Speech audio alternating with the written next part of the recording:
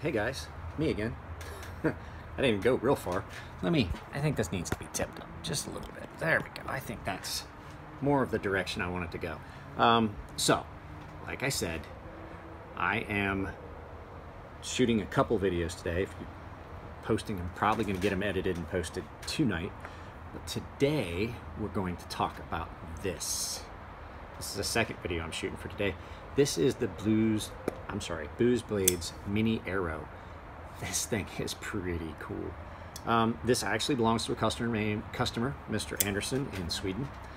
This is, if you guys remember, the Booz Blades Smoke, I liked, except it just did not work for me. I couldn't work it as a front flipper. My hands are just too big. This is the Mini Aero. This actually flips amazing. Even as small as it is, I can still finger flick it. It has really good action, really nice utilitarian blade shape. It reminds me a lot of, I don't want to say it out loud, but it reminds me of a lot of the Sigil when it comes to blade shape, but the knife is definitely different. Once again, it has that really cool tri-wing pivot looking thing, and I'm going to turn the camera around and show you this because there's a lot on this knife that is just pretty freaking awesome. I've talked to Will a few times on Instagram. Seems like a great guy. The knives are awesome. The designs are great. The execution through WE is really good. This is done by WE. Everybody knows this, that the production knives from Will are done in China by WE Knives. Listen to that snap. Bing. It's just pretty awesome. And I think what you're hearing ring is the fact it has this great big aperture here. It does have carbon fiber inlays. It's all titanium scales, and they come pretty sharp. But yeah, we'll get this turned around. I do have to sharpen this because there's a couple little hiccups in the sharpening that I'm going to take care of. It's going all the way to Sweden. I want this knife to be perfect when it gets there. The other thing that I did for Mr. Anderson, I'll show you when we get it turned around, is he had a Sabenza come my way that was in need of some refinishing. It had some significant scratching and snail trails. It was just kind of plain, and we took care of that for him. So, all right, let me get this turned around so we can take a look at this. All right, and we are just going to have to deal with the funky light situation. Like I said, this thing is a very attractive knife. It's pretty small. It's not super small, but we're talking really snappy action, really nice full flat grind. None of the edges are sharp. None of these edges are sharp. When you get a Spyderco these days, I don't know if you guys have noticed lately, the sides of the holes, especially if it's full flat grind, are really sharp. This is not. Really not at all. Action's nice and smooth. Like I said, carbon fiber inlay, and then there's a really attractive pivot, and there's your pivot screw, steel lock bar insert, backspacer, titanium backspacer. I will say I like the way that some companies do this. This one is set in the steel. That's my only complaint about any of these knives. The steel lock bar insert is not where that, it's not where that detent should be housed if it's not a Hoback rolling detent. Unless it goes all the way through, it shouldn't be in the steel, because what happens is pressing that ball into hardened steel is a lot different than pressing it into titanium. My Reat down inside has got a cutout for the detent ball to be set down in the titanium. That's my only concern with this. Is I've heard stories of people's detent balls on the Smoke coming loose, and I've heard other people talk about other WE knives where it's in the lock bar insert that they have their detent balls have just come out, and that gives an issue, because with titanium being softer and its natural tendency to gall up on things and grab hold of other metals, especially steel, it would allow you to set that deep in there in the titanium and not be concerned at all about it coming out.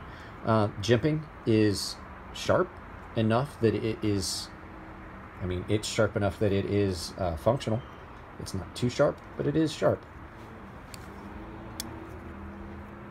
the flipper tab has jimping. It's not a very large flipper tab, but it doesn't need a real large flipper tab for it to be a robust action. Nice little spot here where you can load up on it and drag your finger down. Now, so you can do it from there, but just like a Mordax or an NTAC by Firm Forge, this little notch here allows you to put your finger there and load up, pressure, and then drag your finger down, and just it flies open. It's not too small, as you can see. Even though I've got really large hands, I can still, oh, no, I can't do it. I can still get my finger in there and load up on that aperture and finger flick that open. So I am going to sharpen this because it's not horrible, but it has some spots where you just see that it's not ground the same on both sides. So there's some minor little issues with the grind. So I am going to address those for Mr. Anderson. But like I said, we are going to talk about something else. I know that you guys know that I do refinish things on knives. I started saying that I was going to start doing it. So what I did was, this was just a plain Sabenza, and it's got oil on it now, that he sent me that needed a little bit of touch-up work, and it needs wipe down. I already got grease on it. It needed a little bit of touch-up work. It was pretty scratched here. There was some snail trails all over it, pocket trails from the little brass thing on your pocket. And so what I did was I just reblasted the whole thing for him, and then anodized it blue, including the pocket clip, all to match. And I put it back together. Now I do have to sharpen it. I am going to take the washers out of this, and it's a little bit, it's not as smooth as it could be. That would break in on its own over time, but what I told him I would do is I'm going to take these washers out and I'm going to polish them just ever so slightly, probably on a 0.5 micron, just to polish them a little bit to give it a little bit of added smoothness. It's pretty smooth now, but it's just got some little bit of not quite perfectly smooth the way I would want it. So I told him I would do that for him. So I may have to run it back up after and re-drop it back in the tank and re-anodize it, but I know what voltage I did it at, because there's, you know, it doesn't take much to mark up the finish on one of these. And as you carry it, it'll get pocket polish on it a little bit. So the only place it's been, other than in the anode tank, has been right there. It came out really nice. So yeah, just another one of those things that I offer. But like I said, this is what we were talking about, the Booz Blades Mini Aero. Awesome. Look at that. I love the stone wash and ano. So it looks like a blast and then stone wash and then anodized. It really comes out nice. It almost gives it like a speckled material, looks like material actually, finish to it. So, all right guys, I'll get this turned back around now that we're done talking about this. So, like I said, this is definitely a nice knife, and it's not one that will break the bank. You're looking right around $200, I think. For these. These are really nice. They are small. This is more of a gentleman's style carry, with a kind of a modified wearing cliff. It does have a very, very nice sharp point. I meant to mention this when I had to turn around. Very nice needle-like point if you need to do fine detail. It'd be great, like if you're in the woods and you're like, oh, I got a splinter, bink, and you just pop it out. So that's that on that. I did want to touch on something. I have a customer. You've probably seen his knives in my videos, and we were talking about his neck knife. He recently ordered a neck knife, and he got it, and he does not quite like the way it cuts. So I wanted to touch on that. I am going to modify the sharpening, the edge angle on it for him. I'm going to basically regrind it for him. But I just wanted to touch on something. These knives, these little tiny neck knives that I make, they're not meant to be a primary knife. They're not meant for primary, you know, huge cutting tasks. Now mine has been reground and reground and reground.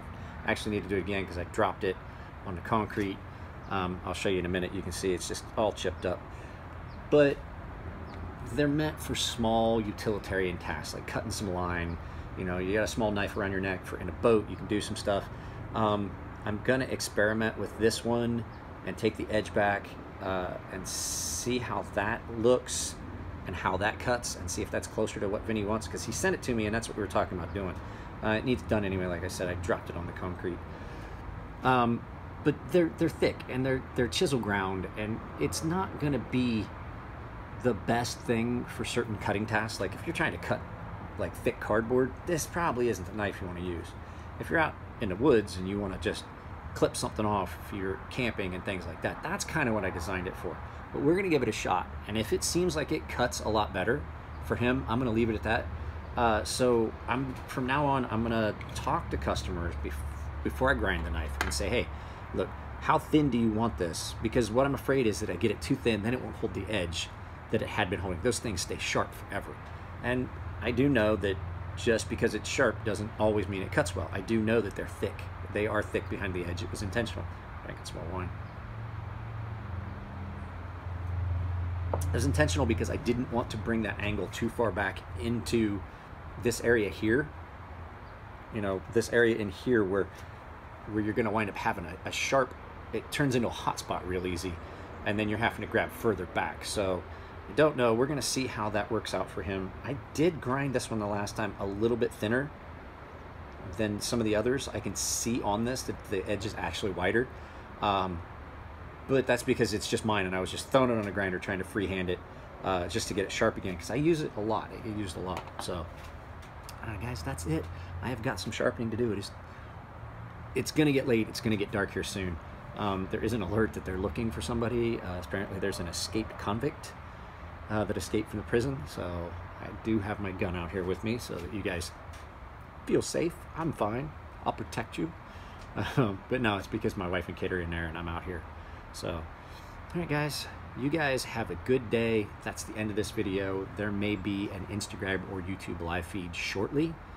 You will have already missed it if you're watching this video, so I don't know why I bother even saying it, but I am going to try and find more time to Instagram or YouTube live feed. So, all right, guys, that's it. You guys take it easy. I'll see you next time.